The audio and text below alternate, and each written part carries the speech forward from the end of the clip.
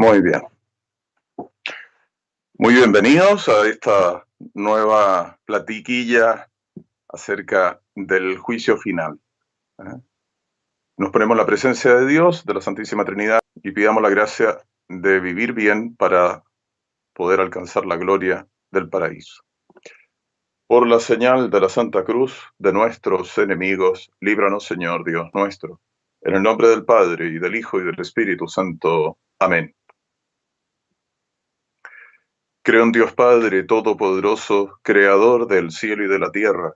Creo en Jesucristo, su único Hijo, nuestro Señor, que fue concebido por obra y gracia del Espíritu Santo, nació de Santa María Virgen, padeció bajo el poder de Poncio Pilato, fue crucificado, muerto y sepultado, descendió a los infiernos, al tercer día resucitó de entre los muertos, subió a los cielos y está sentado a la derecha de Dios Padre Todopoderoso, y desde allí ha de venir a juzgar a los vivos y a los muertos. Creo en el Espíritu Santo, la Santa Iglesia Católica, la comunión de los santos, el perdón de los pecados, la resurrección de la carne y la vida eterna. Amén. Dios te salve María, llena eres de gracia, el Señor es contigo. Bendita tú eres entre todas las mujeres, y bendito es el fruto de tu vientre, Jesús. Santa María, Madre de Dios, ruega por nosotros pecadores, ahora y en la hora de nuestra muerte. Amén. Gloria al Padre, y al Hijo, y al Espíritu Santo, como era en el principio, ahora y siempre, por los siglos de los siglos. Amén. Sagrado corazón de Jesús, en vos confío. Oh dulce corazón inmaculado de María, sed la salvación del alma mía. Glorioso Patriarca San José, ruega por nosotros. En el nombre del Padre, y del Hijo, y del Espíritu Santo. Amén.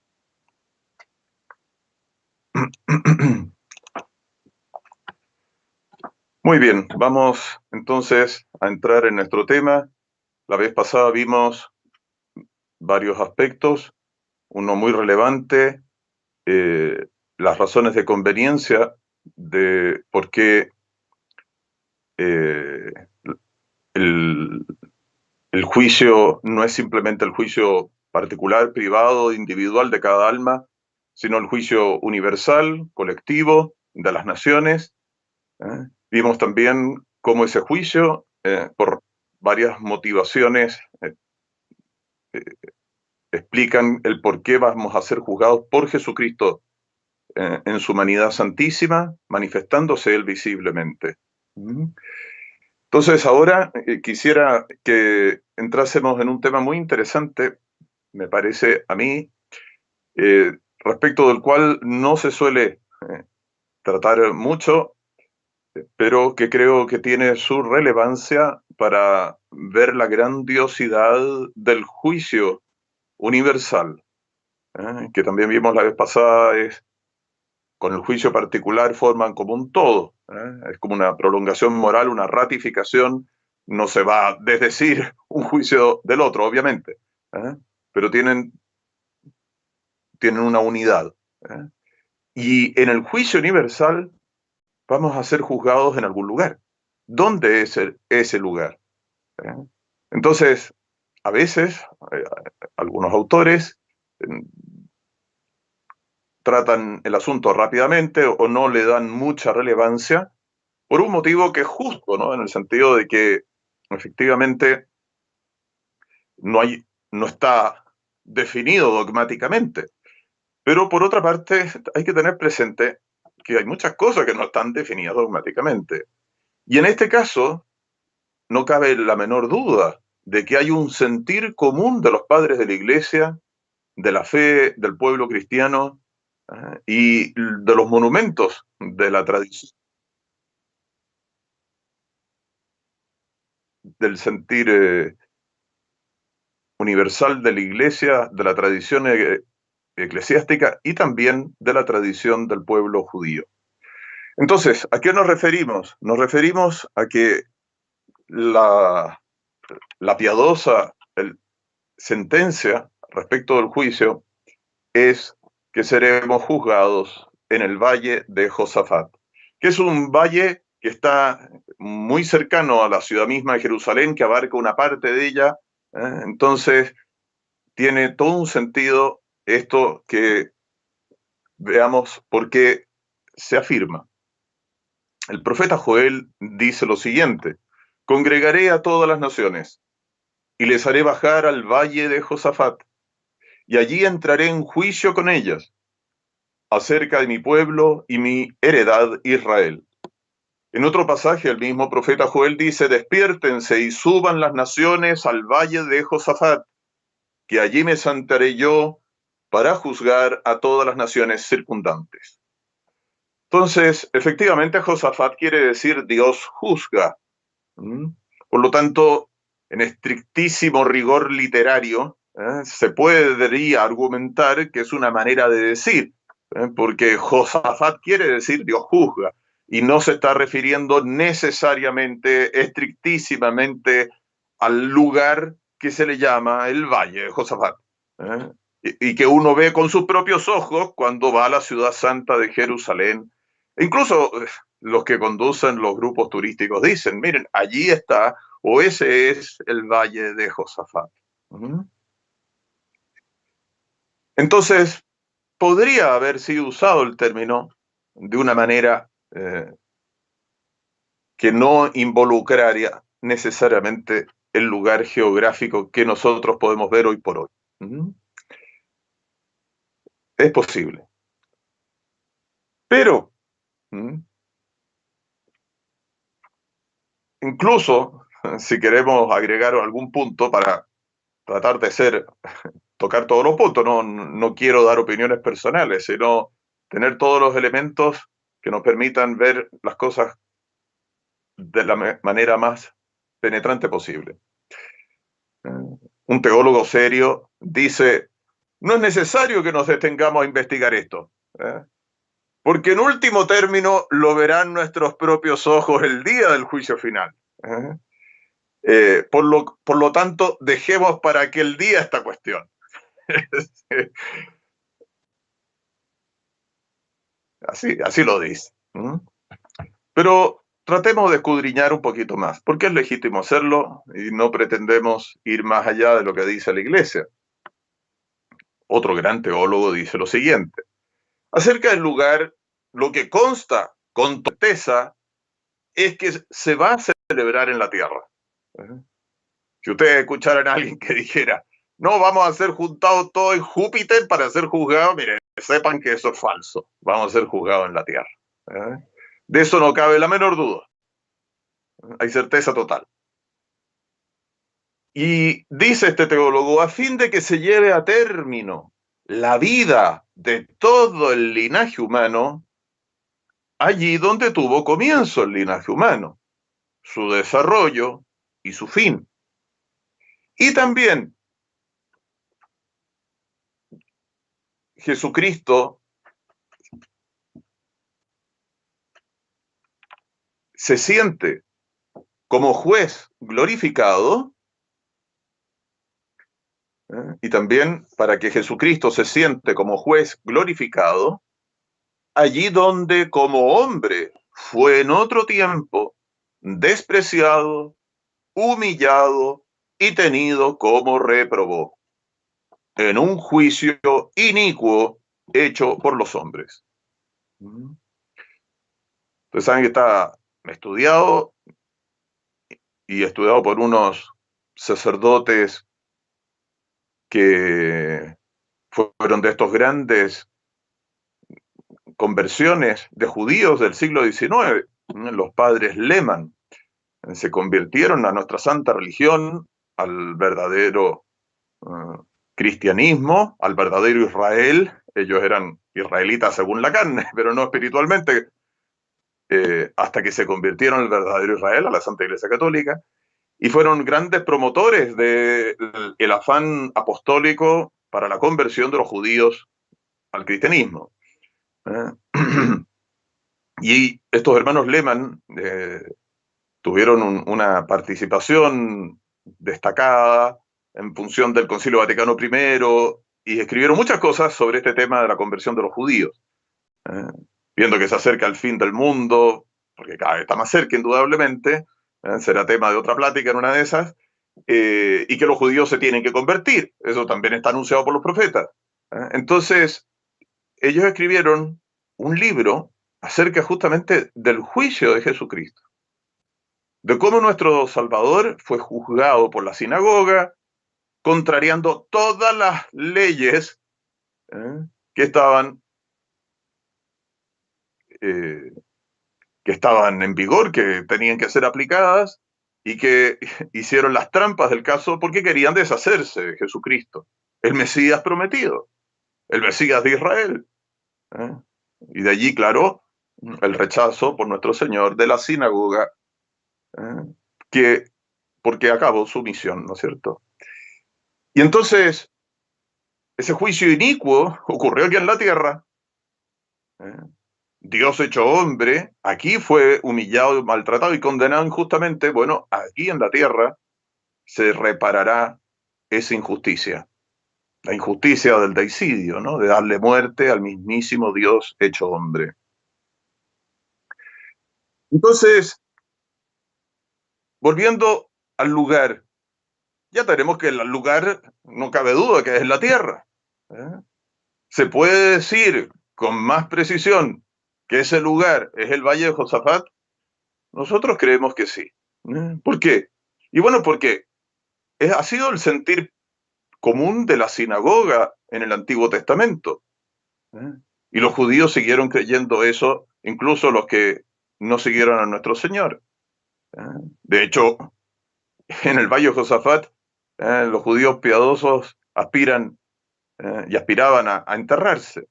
Los cristianos mismos abrieron su cementerio en el Valle de Josafat. ¿eh? Los cristianos que vivían en la zona. Una vez que nuestro Señor ya partió, ¿no es cierto? Ya subió a los cielos. Y hay un cementerio cristiano. ¿eh? E incluso los mismos musulmanes, que sabemos todos que es una religión falsa, pero que recogen algunas cosas, las creencias de los judíos o de los cristianos, y también ellos creían de que el juicio va a ser en el valle de Josafat. Pero lo que más nos interesa a nosotros es lo siguiente, porque efectivamente a partir de un punto de la Sagrada Escritura o de dos o tres puntos de la Sagrada Escritura, y esto ocurre en muchas cosas, en estrictísimo rigor uno puede decir, bueno, no es conclusivo, pero aquí hay un elemento que no se suele tener en cuenta, el sentir comunísimo de los padres de la Iglesia. Los padres de la Iglesia, eh, entre ellos el mismísimo San Jerónimo, que es el mayor de todos los padres de la Iglesia en relación a la interpretación de la Sagrada Escritura, han afirmado esto.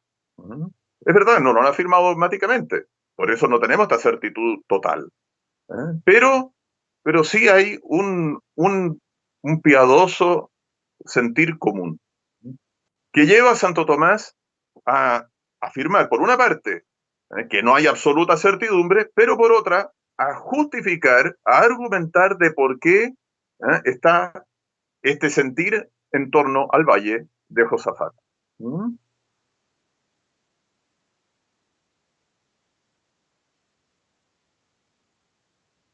En las Sagradas Escrituras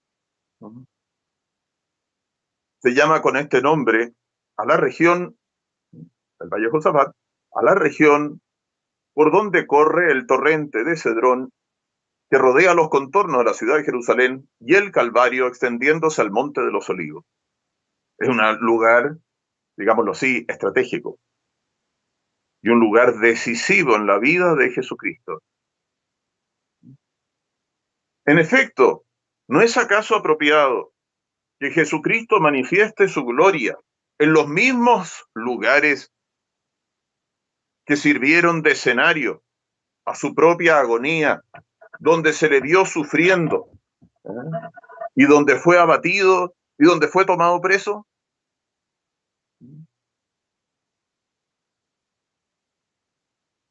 Los ángeles, y esto es un argumento que, que usan los, los grandes doctores, los ángeles cuando bajaron del cielo a despertar, digámoslo así, de la impresión a los apóstoles que habían visto a Jesús subir al cielo en majestad. ¿Qué les dicen? Este Jesús que os ha sido llevado volverá de igual modo. De igual modo. ¿No es también conveniente que este lugar que Jesús cruzó desde celebrando su primera misa, acababa la última cena, ¿no es cierto? Jesús celebra la primera misa, anticipándose al drama del sacrificio eh, eh, del Calvario, eh, cruza, el- cruza toda esta zona, al Monte de los Olivos, hasta el lugar del Jardín de los Olivos. Entonces, es el lugar de sus últimos momentos, ¿no es cierto? Pero agreguemos otro elemento más. Si ustedes van a Tierra Santa, que por favor, ojalá puedan hacerlo algún día. La situación de este momento no es factible, claro está, pero es algo muy impresionante. Debiera ser la peregrinación por antonomasia un cristiano, Tierra Santa, ¿eh? La ciudad santa de Roma y la ciudad santa de, eh, de Compostela, por el apóstol, y la Casa Santa de Loreto. Podría nombrar algunos elementos más, pero quedémonos ahí. ¿eh? ¿Qué nos encontramos en Tierra Santa? ¿Qué nos encontramos en el Monte Calvario? Y hasta el día de hoy, tuve la gracia de ir no hace muchos años, y hasta el día de hoy aparece una cosa muy misteriosa que se conserva. Es el llamado de atención que Jesús, ¿dónde muere? En el Monte Calvario. Calvario, calavera. Han visto al Cristo crucificado. Muchas veces a uno le preguntan, padre, ¿qué significa INRI? Jesús Nazarenus Rex Judeorum. ¿Por qué muchos crucifijos tienen los huesos y la calavera? Para significar que la muerte ha sido vencida. Jesús con su muerte destruye la muerte. Pero también porque decía la tradición que allí fue enterrado Adán. ¿Y por qué fue enterrado allí Adán? Porque allí también, según la tradición, la piadosa tradición, había sido creado el primer hombre, Adán. Acuérdense que Adán fue creado fuera del paraíso, que no se olviden de eso. La primera mujer creada Adán fue creada dentro del paraíso, pero Adán fue creado fuera del paraíso. La piadosa tradición dice que allí fue creado. Entonces, ¿no es también muy conveniente que esta parte de la tierra donde fue creado el primer hombre y donde el nuevo Adán, nuestro Señor Jesucristo, bajó del cielo para obrar la redención y la salvación de las almas, se manifieste como el lugar donde ahora, en el juicio final, Dios mediante, estemos presentes y veamos nosotros gloriosos la manifestación de los frutos de su pasión en su muerte. Y como dice el texto litúrgico de la Santa Iglesia, ¿no es cierto? Oh feliz culpa, porque nos mereció un tal redentor, una tal redención.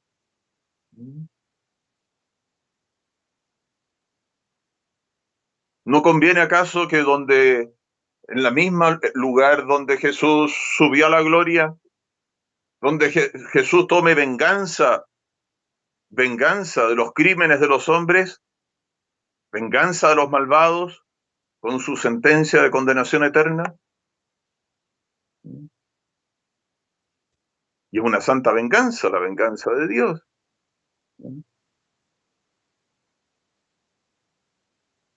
Porque es aplicar la justicia a la maldad. No porque haya ningún desorden en Dios, que sería una blasfemia, ¿no? Sino por la santidad mismísima de Dios. Por eso dice el mismo profeta Joel, el Señor rugirá en Sión y su voz atronará desde Jerusalén. Entonces el profeta está aludiendo a algo que va a conmover el universo. Sí, la voz del Señor atronará desde Jerusalén. Entonces, tiene mucho sentido, ¿no es cierto?, lo que decían el sentir piadoso del antiguo Israel, de que verdaderamente en Jerusalén se estaba en el centro del mundo, en el centro del mundo. ¿Eh? Y es por eso que allí mismo Abraham va a sacrificar a Isaac en su corazón, ¿no es cierto? Porque estaba dispuesto a hacerlo, pero Dios se lo impidió, porque vio que cumplió la prueba, y porque y por eso mismo, allí mismo se va a construir, se construyó, tal como se le había anunciado y se le había pedido, digamos, el templo de Jerusalén. Entonces es un lugar lleno, lleno de características que verdaderamente nos muestran, si uno penetra en esto y no se queda, digamos, con, con las salvedades que dije al principio, lleno de características que muestran la grandeza del juicio en el cual vamos a participar todos nosotros. Entonces son verdaderamente muchísimas las razones que explican el por qué este juicio eh, siempre se ha creído piadosamente que será en el valle de Josafat. Entonces, claro, aparecen las objeciones eh, ante esto. Eh, ¿Cómo en un valle de las dimensiones que tiene, que claro, es difícil explicárselo por esta manera, de esta manera, ¿no es cierto?, vía internet, pero cómo un valle con las dimensiones que tiene va a poder recibir allí mismo millones de hombres? Piensen ustedes que desde Adán y Eva hasta el último hombre que exista en el mundo, porque ningún hombre estará ausente en ese juicio. ¿Cómo esos millonadas de hombres se van a poder reunir en ese lugar?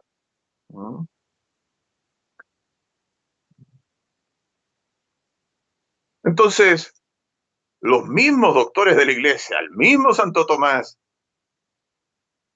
entran a argumentar que eso no puede ser una objeción que tenga mucha consistencia.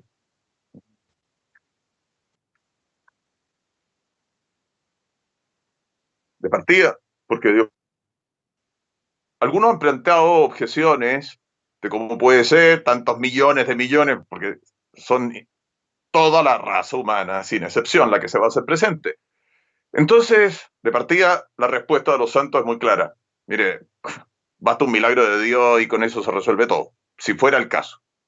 Pero hay otro tipo de argumentos que vienen justamente a complementar lo que estamos diciendo de que se trata del Valle Josafat y que por lo mismo Santo Tomás, el príncipe de todos los teólogos católicos y los grandes teólogos, argumentan y defienden por qué se trata, por qué este sentir piadoso no está equivocado y tiene fundamento. Y noten lo siguiente. La llegada de Cristo será como un relámpago que atraviesa el mundo entero, de oriente a occidente. Es una de las razones porque la tradición de la iglesia durante 2000 años el sacerdote celebra mirando cara a Dios, cara al oriente, hasta físicamente era el oriente, o por lo menos cara a Dios, por lo menos como un oriente simbólico. Uno de los motivos, estamos esperando el juicio final. Y se va a mostrar a todos en un abrir y cerrar de ojos. Pero ¿qué ocurrirá? Es que instantáneamente, inmediatamente se reunirán los hombres, resucitados. Y escúchamelo bien, los buenos a la derecha de Jesucristo y los malos a su izquierda.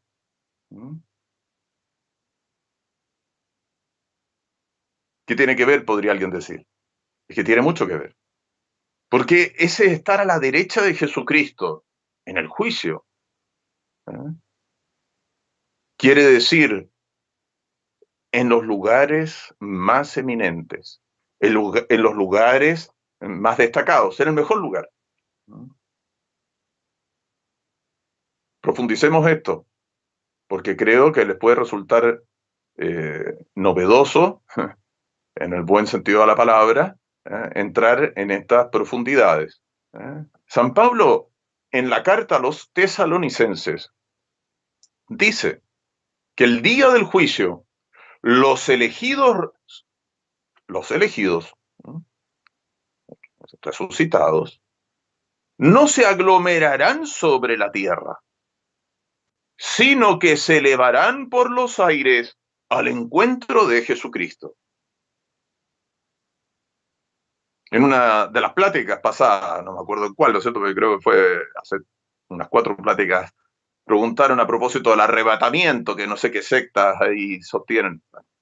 Muy difícil hablar de las posiciones protestantes porque cada una tiene una opinión distinta sobre cosas y inventan cosas cada una distintas, ¿no? Pero, ¿de dónde viene el verdadero arrebatamiento? Pues, que los elegidos, resucitados, al aparecer Jesucristo en gloria y majestad, ¿eh?, y hacerse patente a toda la raza humana, serán arrebatados al lado de nuestro Señor, irán a su encuentro, al lugar del juicio. No estarán sobre la tierra en el momento del juicio. Y yo creo que esto no lo, digamos, me extrañaría que alguno lo hubiera escuchado. Quizá lo ha leído, lo ha meditado y ha visto algún comentario de algún padre, santo padre, en una buena Biblia, ¿no? Pero es una cosa muy impresionante esto. Entonces, que hace parte del conjunto de esta gran escena del juicio final, que no podemos reducir, sino que tenemos que ver en su grandeza. Entonces nuestro Señor descenderá de la, de la derecha del Padre en su humanidad santísima, bajará de la gloria a hacerse presente aquí en su humanidad santísima, situándose sobre el valle de Josafat. Y allí, circundado de los ángeles, el Rey de Reyes, en su santísima humanidad, se le adherirán, digámoslo así, se rodeará de la corona de todos los elegidos que habrán resucitado y se habrán acoplado a esta presencia de Jesucristo visible y alrededor de él. Esa es la derecha en la cual estarán ubicados los elegidos.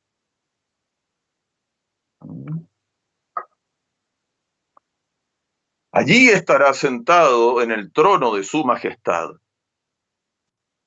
para ejercitar aquello que le es propio como juez, hacer justicia, que es lo propio del rey.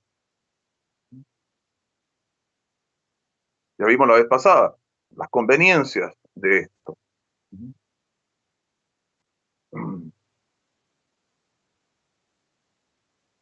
Entonces, claro, está revelado esto.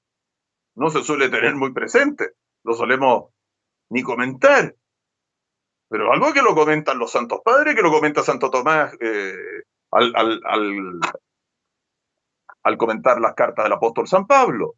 Entonces, de allí los elementos, los argumentos racionales que vienen a explicar por qué las cosas son así.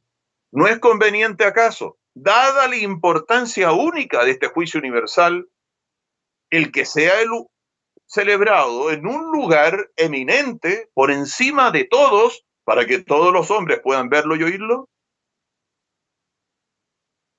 No es equitativo que, teniendo en cuenta los méritos y perfecciones, le sea concedido a los elegidos un lugar honroso y más cercano, más próximo al juez soberano que dictará sentencia. Y por otra parte, los que están gloriosos, porque sus almas se habían separado de sus cuerpos en gracia de Dios, no lo olviden jamás eso. Por eso se salvaron. Ahora estarán todos allí reunidos. Sus cuerpos habrán recibido la gloria de sus almas, de los que ya estaban en la gloria o de los que ahora van a estar en la gloria, porque se les acabó el purgatorio.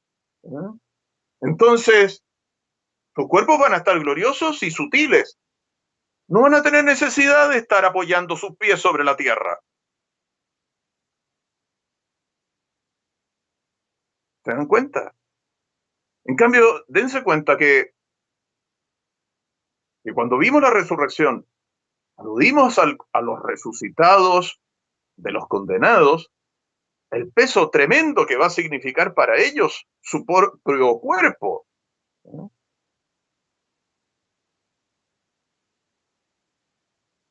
Entonces, dejando a un lado los que resucitaron y estaban enterrados en el mismo valle de Josafat,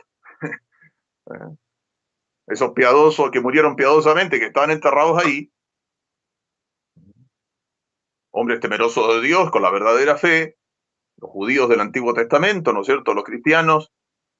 Entonces, los otros, los gloriosos, enterrados por todo el mundo en nuestros cementerios, se trasladarán instantáneamente allí, se asociarán a esta corte real de Jesucristo glorioso con los ángeles y los malos serán trasladados por los ángeles al lugar del juicio.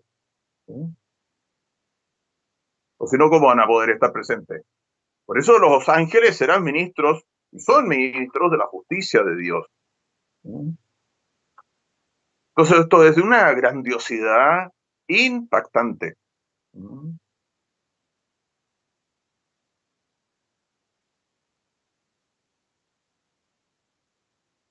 Entonces, solo los réprobos estarán tocando tierra, esa tierra que tanto amaron. En cambio, los elegidos, los que despreciaron las cosas terrenas, por amor de Dios, por amor del cielo, estarán levitando a, a los lados, haciéndole corte a su divino rey.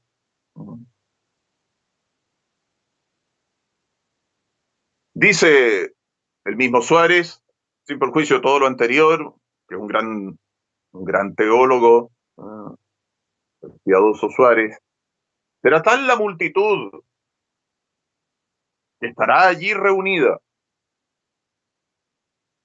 en todos los lugares circundantes, y hablando de los condenados, y el monte de los olivos, la montaña de Sión, el emplazamiento donde está la ciudad de Jerusalén, incluso habrá gente eh, en todos esos ámbitos.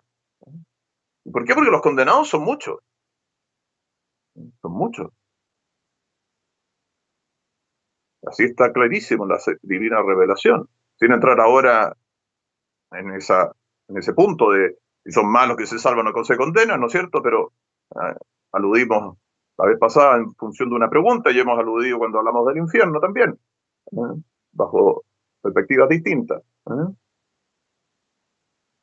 Entonces, es verdaderamente en función de este valle de Josafat, donde Jesucristo erigirá encima de él su trono y donde los hombres se congregarán.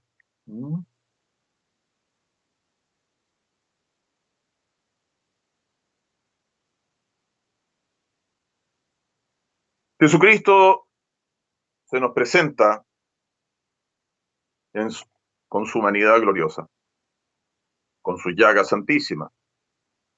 Se nos presenta con la cruz, seremos juzgados a la luz de la cruz. Se nos presenta, y ahí dicen los autores, ¿no es cierto?, que la misma cruz, digamos, los mismos ángeles la reunirán entera, digamos, juntarán todas las astillas, ¿no es cierto?, la pondrán, la harán presente. Se presentarán los ángeles con los signos de la pasión. Si van algún día, tienen la gracia de ir a la ciudad santa de Roma, acercándose al Vaticano, se cruza el río y está el río, el puente de los ángeles, un puente hermosísimo, que tiene lleno de imágenes de ángeles y están con los instrumentos de la pasión. Quizás muchos de ustedes han visto cuadros con los ángeles, con los instrumentos de la pasión, en torno a Jesucristo, sea en el juicio final o en relación al Calvario. Claro, es decir, todos esos instrumentos que han sido venerados por los cristianos, que han sido objeto de nuestro culto, porque nos manifestaron el amor de Dios encarnado por nuestra salvación, por la salvación de todos los hombres, bueno, se harán presentes en ese momento allí. Será porque Dios quiere dejar con la mayor claridad, patente, la obra de su misericordia, que fue obrada en su obra redentora, en el tiempo de la misericordia, pero también Dios quiere dejar muy patente la obra de su justicia, que es lo que hoy en día se quiere oscurecer por parte de muchos. Se quiere ponerle un velo para que no sea tema de consideración, y es un error muy grave. Entonces, es obra de justicia, claro, y hay una injusticia de parte de nosotros ante el amor misericordioso del corazón de Jesús, de sus divinas llagas, el despreciarlo. El despreciarlo e incluso el pisotearlo al punto tal de que va a ser objeto de especial consideración en el juicio, de ser piedra de tropiezo para los demás. Entonces, dicen los teólogos una cosa muy interesante. Jesucristo tiene el poder de resucitar a los muertos y va a resucitar a los muertos para su juicio universal, para esta glorificación de Dios, sus divinos planes, su obra de salvación y su obra de justicia. Entonces, para eso resucitarán. Por eso dice San Juan, llega la hora, dice nuestro Señor en el Evangelio de San Juan, llega la hora en que todos los que están en los sepulcros escucharán la voz del Hijo de Dios.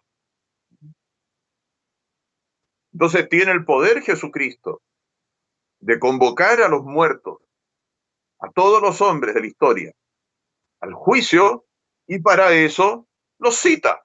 ¿Y cómo los cita? Resucitando. Por eso no puede haber, según la tradición de la Iglesia y según los doctores, una separación de tiempo entre la resurrección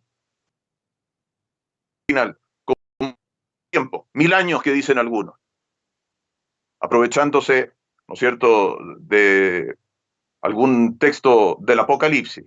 No hay esa separación de las cosas.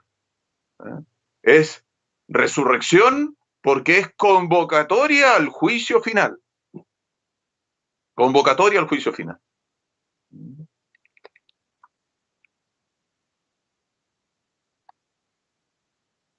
Y hay un argumento que usa Santo Tomás en función de este juicio, que dice, debiendo ser ejercida la justicia, el juicio del Rey Eterno, sobre los hombres, debe acomodarse a sus capacidades, debe ser apropiado a las exigencias, a las inclinaciones de su naturaleza. Y al hombre se compone de alma y cuerpo, como sabemos.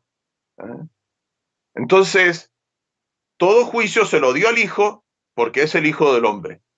Por eso Jesucristo nos va a juzgar en cuanto hombre. Y, y aquí viene un argumento de Santo Tomás muy interesante, a mi entender, que respetando nuestra naturaleza que Él nos dio, nos juzgará según las promesas que Él ha hecho.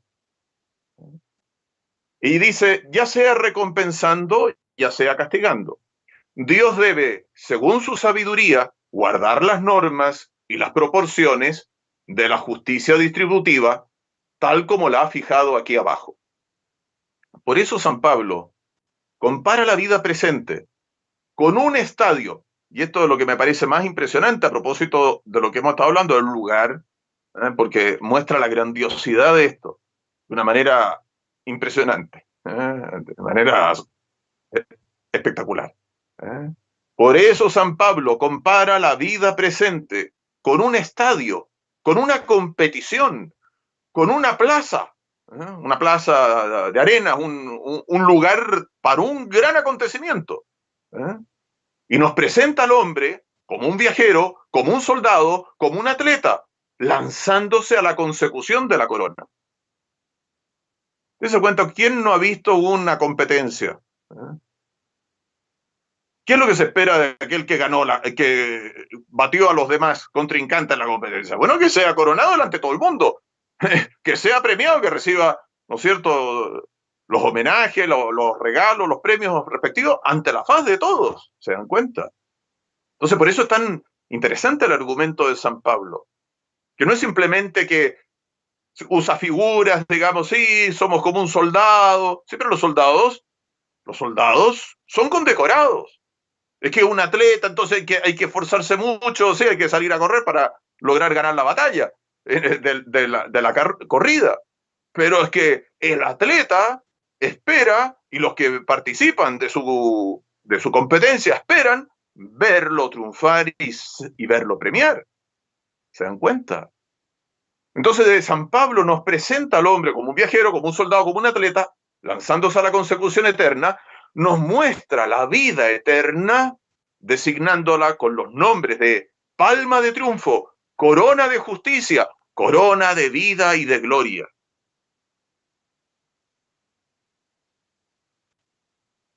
Son más argumentos que están como dándole al clavo para que quede bien claro la conveniencia y la razón de ser de estas afirmaciones bíblicas y el por qué ese sentir piadoso del pueblo cristiano, del antiguo Israel y de los doctores de la iglesia. Es pues necesario, concluye Santo Tomás, para que la recompensa corresponda realmente a la promesa, que sea otorgada en asamblea pública, con una solemnidad y una pompa dignas de quien la otorga, en presencia de todos los que participaron en la lucha, de todos los enemigos sobre los que los santos triunfaron, como era costumbre actuar en la antigua Roma y en Grecia, en presencia de sus guerreros vencedores y de sus héroes. Dígame que no es majestuoso, extraordinario.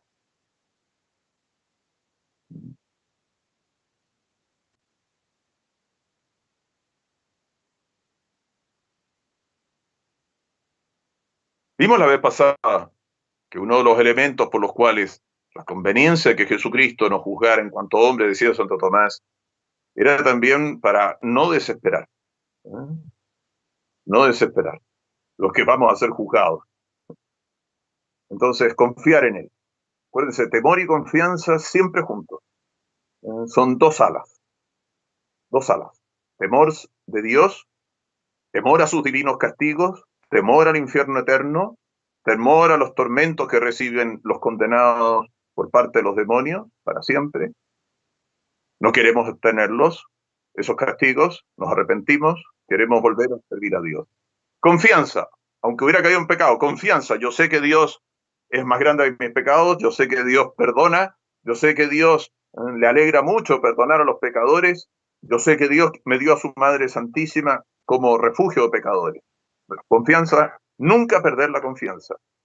Jesús nos va a juzgar, nos va a juzgar y nos va a mostrar, nos va a recordar cuántas misericordias tuvo con todos nosotros. ¿Las aprovechamos o no? Y en función de esto mismo, dense cuenta lo siguiente. Dice la liturgia, eh, en el Dies Irae, en la misa de difunto, cuán grande será el temblor cuando venga el juez supremo a examinarlo todo con rigor.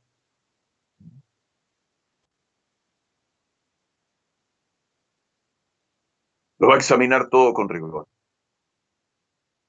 Y nadie se atreverá, por cierto, a reclamar en algo.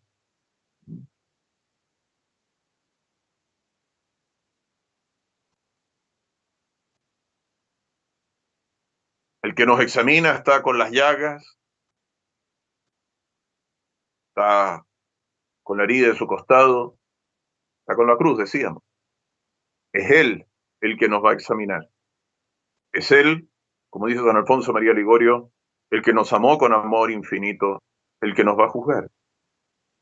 En estricto rigor, todos los hombres se podrían haber salvado.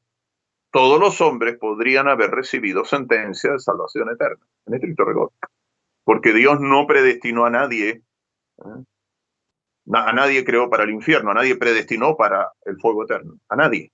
Ni a Judas Iscariote, ni siquiera al anticristo, que va a ser un hombre, una persona humana. Se condenarán. El anticristo, sí, claro. Se condenó Judas, sí, claro, así lo dice la tradición. Pero por su culpa. Pero serán juzgados por aquel que los amó y que murió en la cruz por ellos. Los réprobos entonces no se atreverán a contestar su justicia, y los justos se sentirán atraídos hacia él con una confianza más viva. Si es porque él murió por ellos y ellos aprovecharon su muerte, su sangre preciosa, que están allí flotando en los aires, haciéndole corte al Rey Eterno. Por eso el corazón de San Pablo se dilata de gozo y de esperanza, considerando que Cristo debía ser su juez. Sentía que se desvanecían todos sus temores y sus recelos y exclamaba: ¿quién será el que acusa a los elegidos de Dios? Dios los justifica. ¿Quién los condenará? Cristo Jesús, que murió, más aún que resucitó y que está a la derecha del Padre, intercede por nosotros.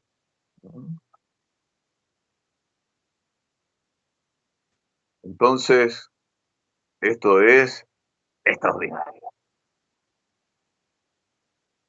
Teniendo esto presente y las cosas que siguen, se entiende que San Vicente Ferrer haya dedicado su vida de misionero popular, heredero de la orden dominica, gran devoto del Santísimo Rosario, se va a dedicar a predicar del juicio final. Una y otra y otra y otra vez. La gente por miles se convertía. Los judíos por miles.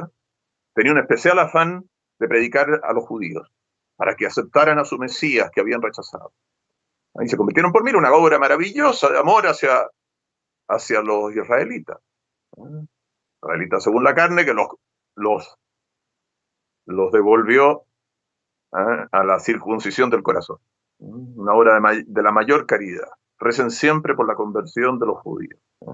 Ámenlos mucho, rezando por su conversión.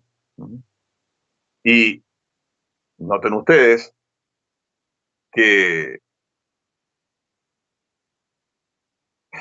se tienen en fruto de estas prédicas, surgieron cofradías de flagelantes que se iban azotando, siguiendo a San Vicente Ferrer en sus procesiones penitenciales, qué sé yo, y se iban azotando, pidiendo misericordia a Dios, pidiéndole arrepentimiento.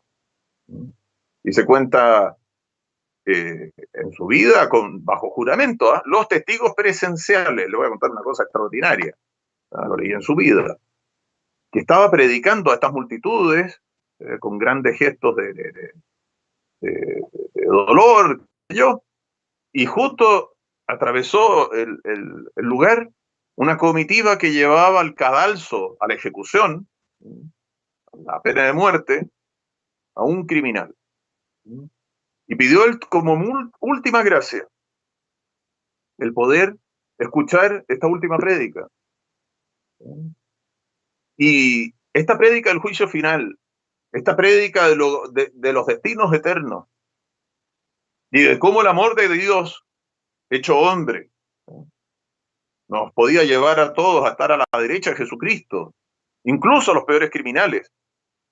Lo hizo a él hacer un acto de contrición tan intenso, tan, tan, tan profundo. Escúchamelo bien, ¿ah? Si están de pie, siéntense. Porque esto está testificado bajo juramento de los testigos presenciales. Que el hombre se combustionó. Fue tan intenso su dolor, el fuego del amor que se llenó su corazón en arrepentimiento de haber ofendido tanto a Dios por sus crímenes, que se incendió por dentro y se consumió, quedó hecho un montoncillo de cenizas. Una cosa, pero impactante. Impactante. Y por eso dicen los teólogos, en los tratados de teología, a propósito de esta predicación de San Vicente Ferrer, que anunciaba que el juicio final llegaba. No es que simplemente iba a ocurrir algún día, sino que llegaba. Y es efectivo, va a llegar, ¿no? Está por llegar, puede ser llegar ahora mismo. Cerramos la plática y aparece Jesucristo en gloria y majestad. Puede ser. Bueno, pero dicen, claro, que los santos, con sus penitencias, con su ardor, con su celo por la gloria divina y la salvación de las almas, pueden postergar. Y dicen que uno de los argumentos posibles es que no es que se haya equivocado San Vicente Ferrer, sino que se postergó el juicio. Se postergó el juicio. Entonces, digamos una Ave María por hoy día, dándole gracias a la Virgen de las ilustraciones que tengamos, las consideraciones que hagamos sobre la grandeza de este juicio. Ella también estará en el juicio final. Ella también estará. Pero ya no intercederá por nosotros. Se manifestará, por cierto, por supuesto, obviamente, todo lo que hizo por nuestra salvación. En ese sentido, su misericordia estará patente, una vez más.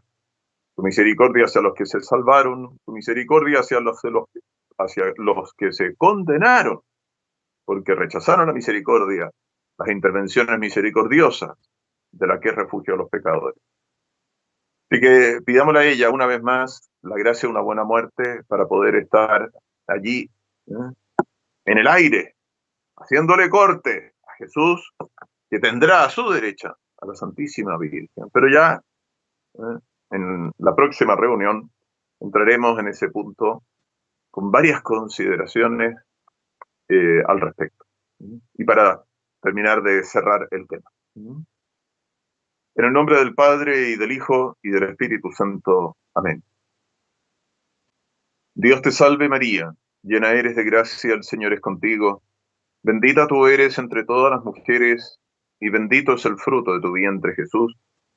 Santa María, Madre de Dios, ruega por nosotros pecadores, ahora y en la hora de nuestra muerte. Amén.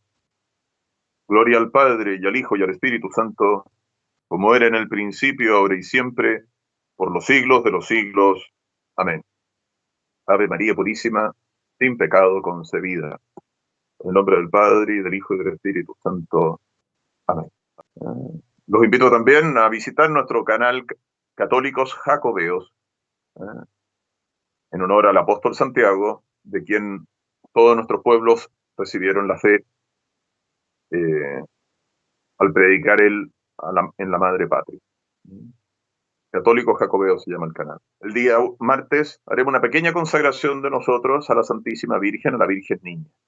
Ojalá por ser una fiesta tan tierna, tan dulce de la Virgen Santísima, en su infancia, en su niñez, la celebren como una pequeña Navidad. Natividad, Navidad. Es la Navidad de la Virgen. Es su cumpleaños, digámoslo así. ¿Eh? Aunque ella no envejece, como saben ustedes. Pero están todos invitados y ojalá asocien a los niños y le hagan una pequeña fiestita a la Virgen. Todos los niños hagan un pequeño nacimiento de la Virgen, una camita, pongan allí una... Las niñitas tendrán una muñequita lo más linda posible, arréglenla y la ponen ahí como virgencita, con algún angelito que tengan en la casa, arréglenle su pequeña camita, a la gran reina que ha venido a salvarnos. En la próxima reunión terminamos el tema del juicio final, no lo terminé hoy día, me entusiasmé con el tema del lugar, pero bueno, creo que vale la pena, creo. Y comenzaríamos la conflagración final que se llama Cielos Nuevos, Tierra Nueva. ¿Qué significa eso? Algunos le dan una relevancia única, la tiene, puesto que ha sido revelado, pero le dan un alcance que no es el de la tradición de la Iglesia. Como tantas veces, ¿no es cierto? ¿Qué significa cielos nuevos y tierra nueva? ¿Será todo destruido o no será todo destruido? ¿Qué significa eso? ¿Quién estará en la tierra? ¿Los hombres estarán en la tierra? ¿Los elegidos estarán en la tierra? ¿Quién estará en la tierra? Son cosas muy importantes, de la mayor importancia. Entonces, eso lo dejamos para la próxima. Pero hasta aquí llegamos hoy día.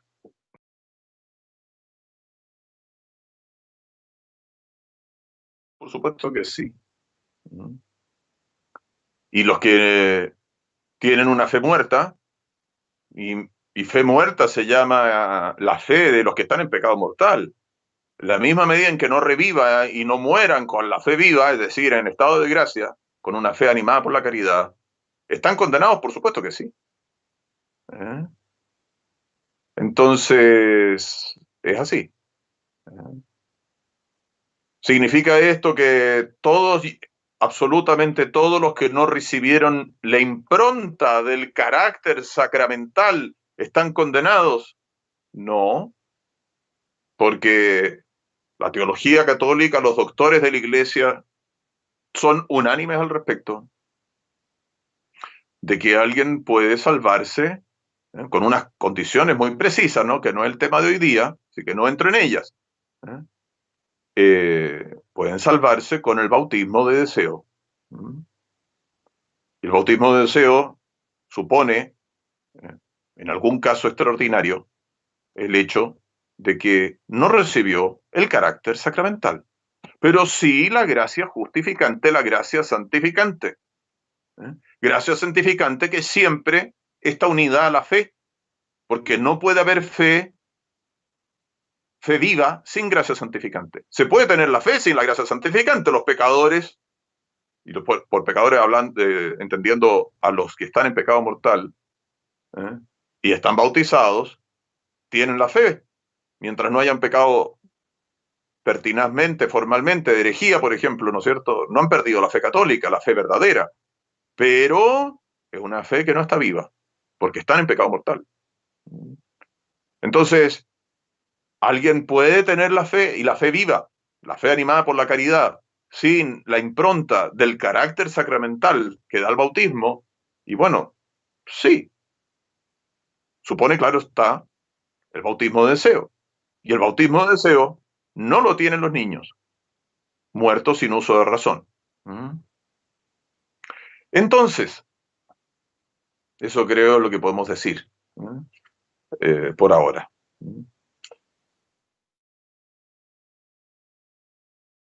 Ah, eso ya es otro tema. Lo dejamos para la plática sobre el anticristo, que son cosas muy interesantes, pero que el anticristo es una persona individual es una doctrina que no hay que dejar a un lado, porque es la doctrina tradicional de la Iglesia.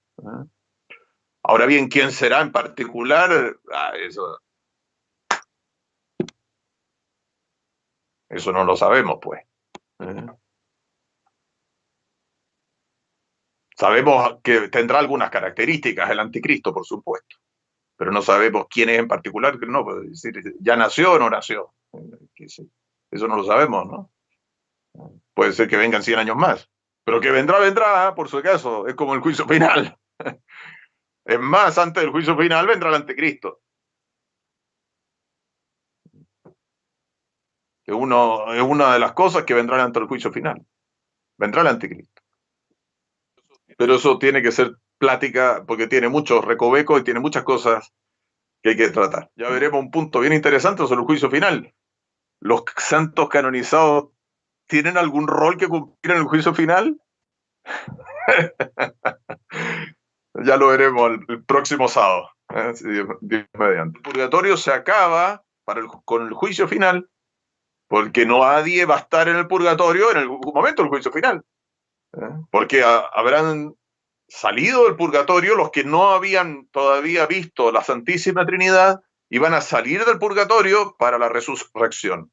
Y por lo tanto van a salir del purgatorio totalmente purificados y por lo tanto glorificados para poder comunicarle a sus cuerpos la gloria que poseen sus almas, debidamente purificadas.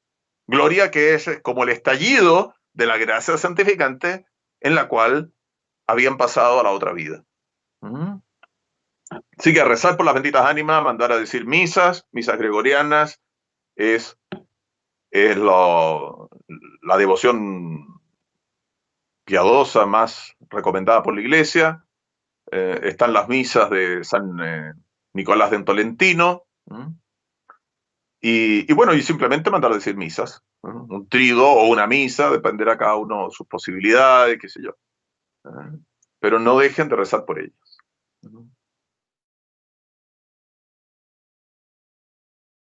Claro, lo que pasa es que como nuestro Señor alude, ¿no es cierto?, a la conmoción de los astros, pero lo que hay que precisar ahí es lo siguiente. No es simplemente por una cosa meramente natural, se dan cuenta, sino que es por una intervención divina, una intervención sobrenatural. Porque como les decía a propósito del juicio, que no sabemos ni el día ni la hora, ni cuándo nos vamos a morir, ni cuándo va a ser el juicio final. Puede ser que sea mañana, puede ser que sea hoy día en la noche, puede ser que sea en 100 años más, no lo sabemos.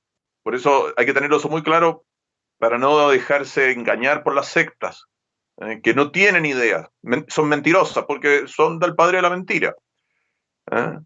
Pero tenemos que tener claro de que el juicio final es en función del cierre del número de los elegidos. Se cumple con el último número de los elegidos. Ahí se dará el cierre total al respecto. Se cierra la historia. Y en función de eso, la conmoción provocada por Dios en los astros, toda la conmoción con todo lo que significa esto. Entonces, el punto fundamental, ¿no es cierto?, la intervención divina al respecto. Porque no es un simple alacabose natural. Se cansó el sol, se cansó la luna, entonces hay un cataclismo meramente natural, ¿no? Que es una cosa que supone la intervención sobrenatural, interviniendo la creación, porque va a haber cielos nuevos y tierra nueva, ¿no es cierto? Pero es que la creación, acuérdense, está al servicio de Dios. Los bebés bautizados, que mueren, es dogma de fe que se van derecho al cielo. Los bebés bautizados no pueden ir al purgatorio, porque no tienen ninguna deuda, porque el bautismo no solamente suprime la culpa eterna que supone el pecado original, sino la pena eterna que trae consigo el pecado original. Obviamente que no tienen culpa mortal personal porque no tienen uso de razón, entonces no pueden haber cometido ningún pecado mortal. Entonces el bautismo les suprime la culpa original que trae consigo una pena eterna apropiada a esa culpa. Entonces, si no tienen la culpa original, están en gracia, no tienen pena eterna, por lo tanto no tienen ninguna deuda. Por lo tanto, una guagua bautizada, un bebé bautizado se muere inmediatamente sube a la gloria. Y sube a la gloria, es decir, entra en el paraíso y el pueblo cristiano ha hablado, lo ha llamado, están como angelitos en el cielo. ¿Por qué? Porque están contemplando a Dios, no porque cambia la naturaleza a los niños. Son almas santas, almas santas. Teresita de Lisieux, no sé si en función de estas preguntas que reiteradamente aparecen, ¿no es cierto? Pero pueden ser que complementemos algún aspecto. Y es un tema muy bonito, por cierto. La familia de Teresita de Lisieux rezaban novenas a los niños que habían muerto bautizados porque son santos. Quizás nos escucha más de una madre cristiana, más de algún padre de familia que tuvieron la prueba grande, ¿no es cierto?, de perder un hijo y que ese hijo murió bautizado. Sepan que ese es un santo de la familia. Me preguntaban cómo poder saber si tenemos un pariente en el purgatorio. Yo le decía, bueno, canonizando infaliblemente al santo. Bueno, pero aquí tenemos otro saber, ¿ves? Se complementa con una pregunta. Un bebé bautizado de mi familia es un santo de mi familia en el paraíso. Tengo un santo en el cielo. No está canonizado, pero está en el cielo. Y está en el cielo y tenemos garantía absoluta de que está en el cielo porque ha sido debidamente bautizado. Fue bautizado como Dios manda, por lo tanto, entró en la gloria. Derechamente. No hay purgatorio para ellos. No tienen nada que purificarse, porque no pudieron pecar personalmente en ningún ámbito, ni mortal ni venialmente. Recen a sus niños bautizados que fallecieron. Son los santos de su familia. Sin perjuicio de rezarle todos los novenos y triduos y qué sé yo a todos los santos de su devoción, obviamente. Pero sepan que tienen un santo de su familia en la gloria celestial. Otra cosa muy distinta es un bebé sin bautismo, con el pecado original. Es dogma de fe que el que parte al otro mundo con el pecado original nunca jamás verá la gloria de Dios, nunca jamás verá cara a cara a la Santísima Trinidad. Es dogma de fe. Pero, dejémoslo en claro, y ya cuando nos estamos acercando, nos estamos acercando al tema de los niños muertos sin bautismo. Vamos, Dios mediante, a hacer una platiquilla sobre eso. Pero tengan claro que esos niños no sufren según el sentir común de los doctores católicos. No sufren y tienen felicidad natural. No sufren y tienen felicidad natural. Hasta aquí llegamos sobre este punto porque creo que lo hemos dicho varias veces y si alguien tiene la angustia, sepa eso. Es un consuelo saber si alguien tuvo la desgracia que no fue bautizado un bebé que conocía o suyo propio. Bueno, sepan que no sufre. Y el no sufrir va acompañado de felicidad, pero felicidad natural. Ya veremos en su momento lo que significa eso. Pero no sufren. No hay sufrimiento en los niños muertos sin bautismo con el pecado original.